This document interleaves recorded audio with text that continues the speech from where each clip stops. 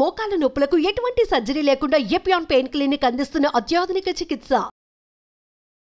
నమస్తే రమగారు. నమస్తే జయ.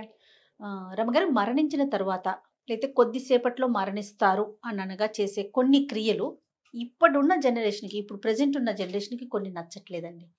కొన్ని చోట్ల కొన్ని విమర్శలు, అసలు ఏం పద్ధతులు, ఎందుకు ఇలా పెట్టారు, మన వాళ్ళు అసలు ఏం పెట్టారో మనం ఏం చేస్తున్నాము అంటే, ఉదాహరణకి ఇప్పుడు చనిపోయే ముందు సాధారణంగా మనం ఏం చేస్తామంటే తీసి కింద పడుకోబెడతాం. కొన్ని కమ్యూనిటీస్ తెలిస్తే ఇంకా ప్రాణం పోతుందనే విషయం కనుక అర్థమైతే కింద పెట్టడం. కొన్ని కమ్యూనిటీస్ కాదు, అన్ని కమ్యూనిటీస్ అంతేనా. వాళ్ళ వస్తువులన్నీ కూడా ఏదైనా మంచం మీద ఒకవేళ మనకు తెలియకుండా ప్రాణం పోయినా కూడా ఆ మంచాన్ని తీసేయటం, ఆ బెడ్షీట్స్ ఇవన్నీ తీసేయటం, ఇలాంటివి చేస్తూ ఉంటారు. అంటే చనిపోయిన తర్వాత కార్యక్రమాలన్నీ అయిపోయిన తర్వాత పూర్తిగా బట్టల మీదే స్నానం చేయటం, ఇలాంటివన్నీ చేస్తూ ఉంటాం కదా. ఇదేదో అవమానకరంగా అలా అనుకుంటూ ఉంటే విన్నాను రమ్మగారు నేను. అసలు ఇది ఎందుకు సైంటిఫిక్ గా వచ్చిందా, లేకపోతే మన శాస్త్రంలో ఉన్న విషయమా?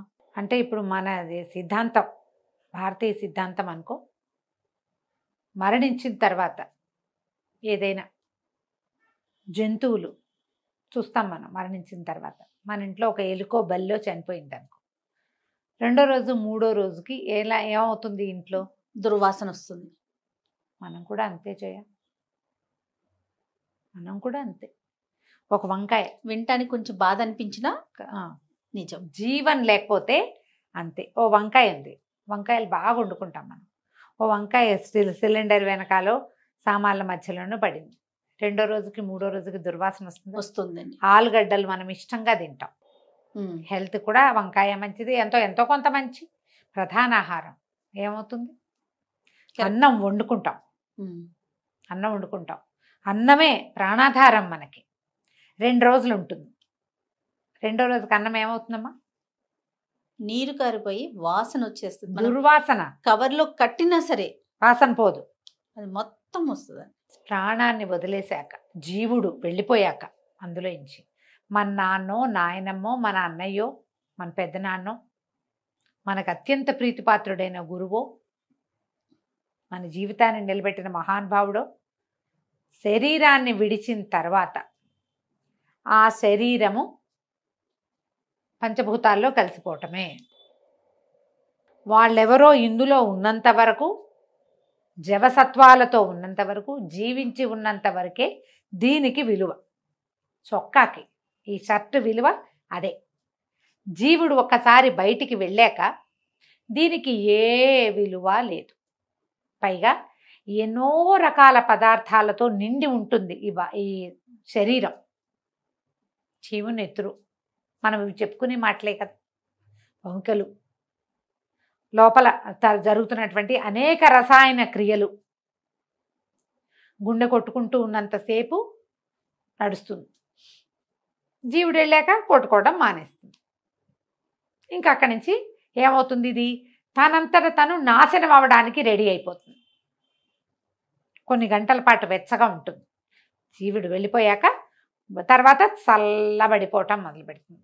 ఏ రాత్రో గతించారనుకో, తెల్లవారేసరికి శరీరం కట్టే బిగిసిపోతుంది, చల్లబడిపోతుంది. ఇక అందులో మన నాన్న లేడు, తాత లేడు, ఎవరు లేరు అక్కడ.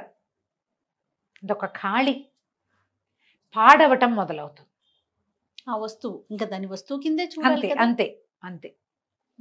దాంట్లోంచి రకరకాల క్రిములు, ఏమంటారంటే వాసనలు, బ్యాక్టీరియా అనాలి, అందులోంచి వెలువడ్డం మొదలు పెడతాయి. పైగా వీళ్ళు లేరన్న ఒక దుఃఖం మన లోపల రకరకాల రసాయనాలని విడుదల చేస్తుంది మన బ్రెయిన్. ఒక మరణించిన వ్యక్తి ఉన్న ఇంట్లోకి వెళ్తే మన వాళ్ళు చెప్పిన సిద్ధాంతం ఏంటంటే సచేల స్నానం అని చెప్తారు. ఇక్కడి నుంచి సావు ఇంటికి వెళ్ళాం, అవును, తిరిగి వచ్చాక నువ్వు ఇంట్లో అన్ని ముట్టుకుని మంచాల మీద కూర్చుని తర్వాత ఎప్పుడో నీకు కుదిరినప్పుడు టిఫిన్ తిని స్నానం చేయటం కాదు, ఇమ్మీడియట్గా స్నానం చేయాలి. ఇది ఎందుకు అంత అవసరము అంటే, ఈ బాడీ ఎక్కడైతే ఉందో అక్కడ చాలా రకాల సూక్ష్మక్రిములు గాల్లో ప్రయాణం చేస్తే నువ్వు అవి మోసుకొస్తావు. నువ్వు చనిపోయిన వాళ్ళని గౌరవించాలంటే వాళ్ళ మర్యాదకి తగినట్టుగా మాట్లాడాలి, కానీ ఆ బట్టలు వేసుకుని ఇండ్లంతా తిరుగుతానని అనకూడదు. అందుకని ఏం చెప్తారు, ఈ సచేల స్నానం అంటే బాత్రూంలోకి డైరెక్ట్గా వెళ్ళిపోవడం, నెత్తి మీద నీళ్లు దిమ్మరించుకోవడం. ఇది వరకు బాత్రూమ్లు ఉండేవి కాదు కదా, చెరువుల్లో పెరట్లో. మునిగేసేవాళ్ళు. ఆహా. పెరట్లో బావుల దగ్గర నెత్తి మీద నీళ్ళు ఎత్తి పోయటం, వీళ్ళే బావిలోంచి నీళ్లు తోడుకోవటం కాదు. ఆహా, ఎవరైనా పోయటం నీళ్లు, ఓకే, పంపుల కింద కూర్చొని పంపు నీళ్లు కొట్టుకొని పోసుకోవటం. తలాబళ్ళు మొత్తం తడిపాక ఆ తడి బట్టలు జాడి చారేసుకోవాలి. తువ్వాలు తీసుకెళ్తా అనకూడదు, టవల్ తీసుకెళ్ళకూడదు. మనం బీరువాది అల్మార్లు తెరిచి ర్యాకులు తెరిచి మన టవల్ మనమే తీసుకెళ్ళకూడదు. ఏది ముట్టుకోవద్దు. నీ ఒంటి మీద ఇది దాని మీద ట్రాన్స్ఫర్ చేస్తావు నువ్వు. ఎలా వెళ్ళి చూసామో అలానే వచ్చి స్నానం చేయాలి. ఓకే, బాడీని తీసుకెళ్ళిపోయాక ఇల్లు కడిగేస్తారు. అవును అవును, అన్ని చోట్ల ఉంది కదా జయ. ఆ కడగటం కూడా, ఆ క్రిములు కడగటం మీకోసమే. అది అంతే తప్ప అదేదో అవమానంగా భావించకూడదమ్మా, అది పొరపాటు. మీరు మనకు ఒక పక్కన తెలుసు, బ్యాక్టీరియా తెలుసు, సూక్ష్మక్రిములు తెలుసు, వైరస్లు తెలుసు, శరీరంలో ఎండార్ఫిన్లు రిలీజ్ అవుతాయి, అవేమిటో అవుతాయి, డోపమైన్లు వస్తాయి, బొచ్చటి తెలుసు మనకి. ఇవన్నీ సైన్స్ బోళ్ళు తెలుసుకున్నాం మనం. మనకంటే కొన్ని వేల సంవత్సరాల ముందు నుంచి మన ధర్మంలో ఉంది ఇది. అప్పటికి సైన్సులు తెలియవు, కానీ వాళ్ళకి విషయం తెలుసు. నీకు సైన్స్ అన్న పేరు తెలుసు, ఈ సైన్స్ వాళ్ళకి ఎప్పుడో తెలుసు. ఇంకా అప్పుడు చాలా నియమంగా కఠినమైన చేసేవారేమో కదా. ఇప్పుడే కొంచెం ఫ్లెక్సిబుల్ గా వాళ్ళని వెళ్ళి ముట్టుకోకూడదు. ఎవరికైతే ఇది ఉందో వాళ్ళని ముట్టుకోకూడదు. ఆ ఇంటి పేరిట వాళ్ళని ముట్టుకోకుండా ఉండాలి. ఇది లెక్క. మరి కింద ఎందుకు పడుకోబెడతారు? ఈ అట్లా కాదయ్య. ఇప్పుడు ఎలా అంటే శరీరం పాంచభౌతికమైనది. మనం దేంతో నిర్మించబడ్డాం? పంచభూతాలతోటి నిర్మించబడింది శరీరం. అందులో ఏమున్నాయి? పృథివీ, తేజో, వాయు, ఆకాశాలు ఉన్నాయి. పృథివీ అంటే భూమి, అప్పు అంటే బేసిక్ మట్టి, అప్పు అంటే నీరు, పృథివీ, అప్పు, తేజస్సు అంటే అగ్ని, వాయువు, ఆకాశము. ఈ 5తోటి నిర్మించబడిన శరీరం. అందుకని పృథివికి భూమి మీద పెడితే ఏ ఎలిమెంట్ నుంచి మన శరీరం నిర్మించబడిందో దాన్ని దగ్గర చేస్తున్నాం మనం. సులువుగా జీవుడు వెళ్ళిపోతాడమ్మా, ఈజీగా వెళ్ళటం కోసం. అంటే పాత పద్ధతి. ఇంకంతే. భూసైనం చేయించడం అని పదం దానికి. భూసైనం అంటే అదే, చనిపోయే ముందు తీసుకెళ్ళి కింద. ఇప్పుడు రాత్రిపూట నిద్రలోనే పోయారు, తెలీదు కదా.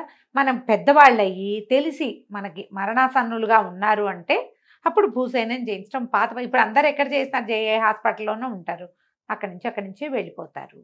అవకాశం ఉన్నప్పుడు చేయగలుగుతారు. కాదు, ఒక్కొక్కళ్ళకు పట్టుదల కాదు, మా నాన్న సుఖంగా బతికాడు, ఇప్పుడు కూడా సుఖంగానే పోవాలనుకుంటారు. మీరు వాళ్ళకి హెల్ప్ చేస్తున్నారు నేల మీద పడుకోబెట్టి. ఆ జీవుడు సులువుగా వెళ్ళేందుకు అవకాశం ఇస్తున్నాం మనం నేల మీద పడుకోబెట్టడం అంటే. అదే ఒక రకమైన రెస్పెక్టే. అంతే, అదేం తప్పు కాదమ్మా.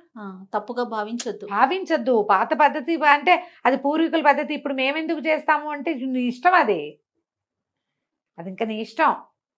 వాళ్ళు మరణించాక ఏమవుతారో నువ్వు తెలుసుకోవాలా. ఇంకా సైన్స్ మరణించిన తర్వాత జీవుడు ఎట్లా ప్రయాణం చేస్తాడు, ఎక్కడికి వెళ్తాడు, ఎన్ని రోజులు ఉంటాయి, వాడిలో పంచకోశాలు ఉన్నాయి, ఒక కోశం ఇక్కడ ఉండిపోతుంది, తెలీదు మనకి.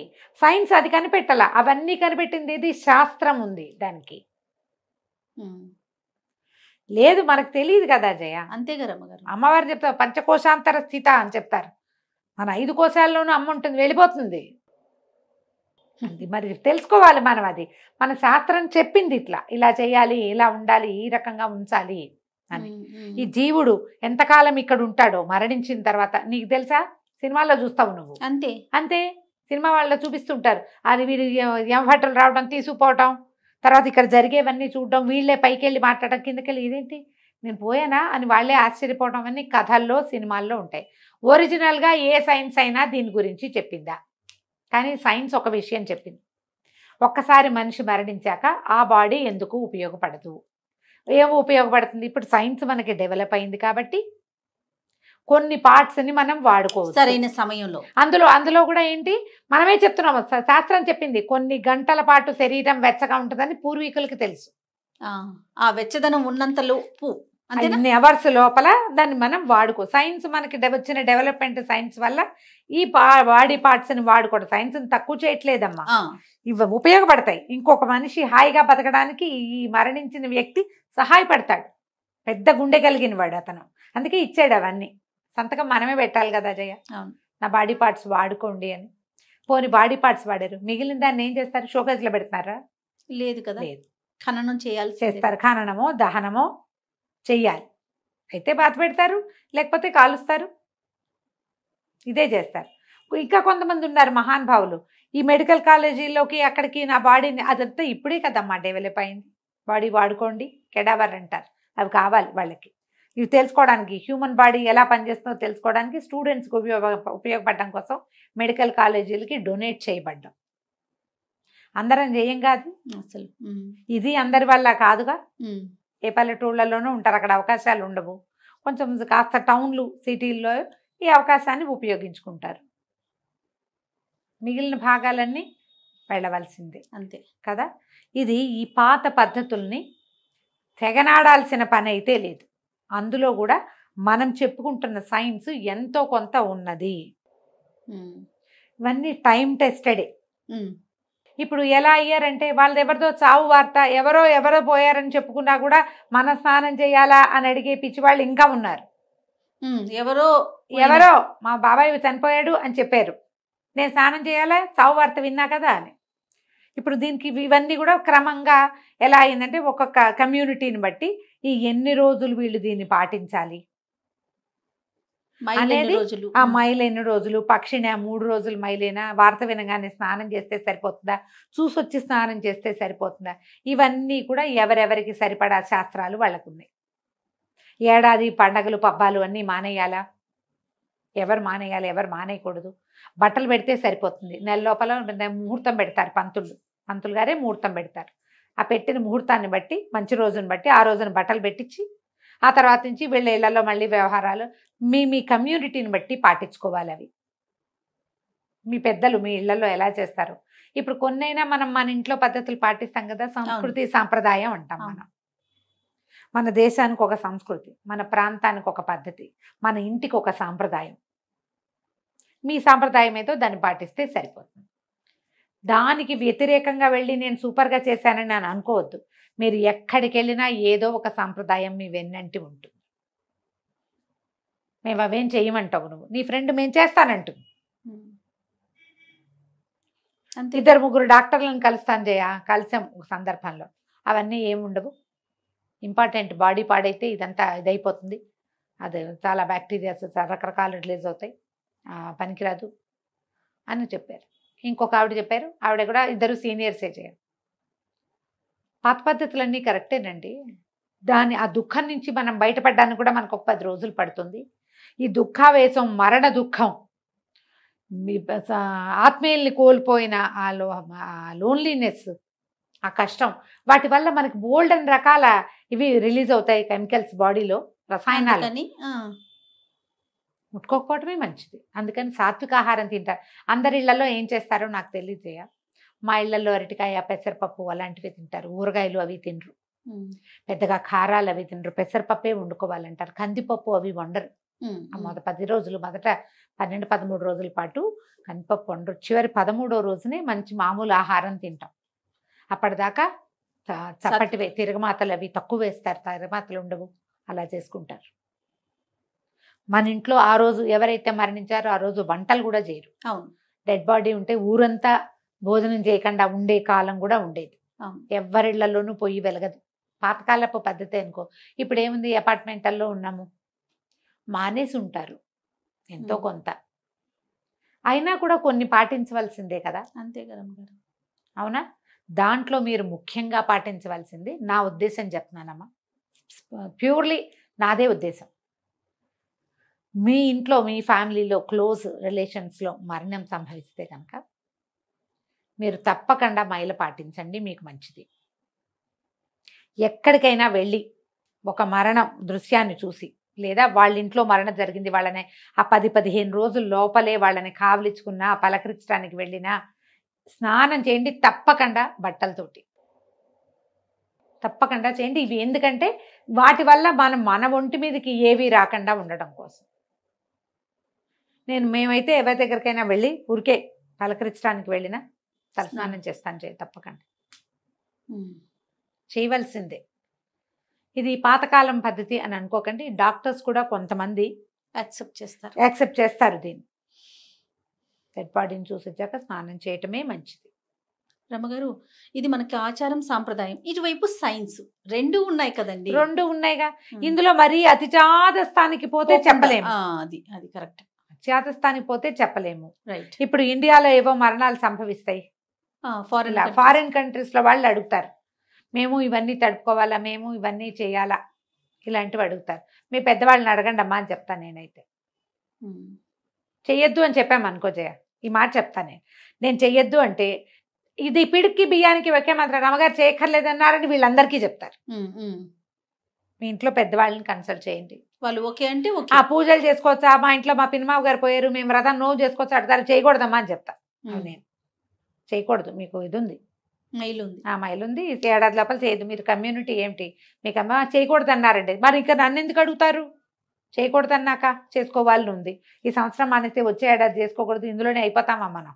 అదే కదా, అయిపోం కదా, వచ్చే సంవత్సరం చేసుకోవచ్చు. రైట్. ఎప్పుడు పాత సాంప్రదాయాలు మంచివేనమ్మా.